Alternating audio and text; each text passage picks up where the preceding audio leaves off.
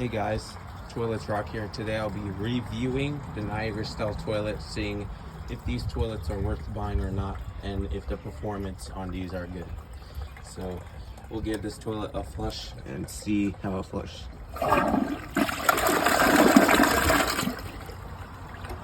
I really like this flush. Honestly, these are one of my favorite toilets.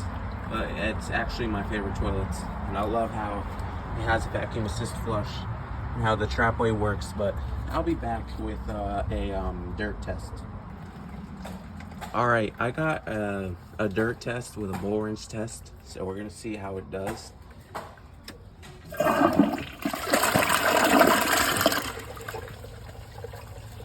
The bull wrench is not good. The bowl clearance is also not good, and it also left here.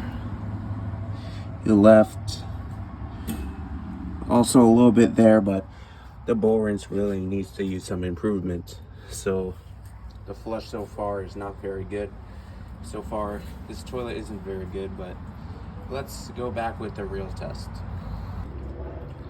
All right, this time we got dirt, the same test, and we got a dish towel laying flat.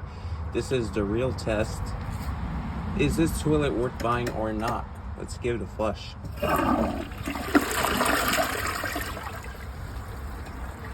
It clogged.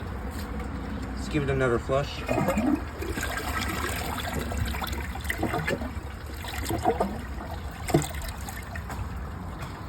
Yeah, so this toilet, I don't know, for some reason I think the dish towel is too long, but still, even if it wasn't long, the bowl wrench is really bad. So I'm gonna stop using the dish towel and actually use the rag because it's more proper. But it clogged, which is really pathetic. But I hope you guys did enjoy the video. If you guys did, please like, comment, and subscribe. I'll see you guys in the next video. Peace. Still clogged.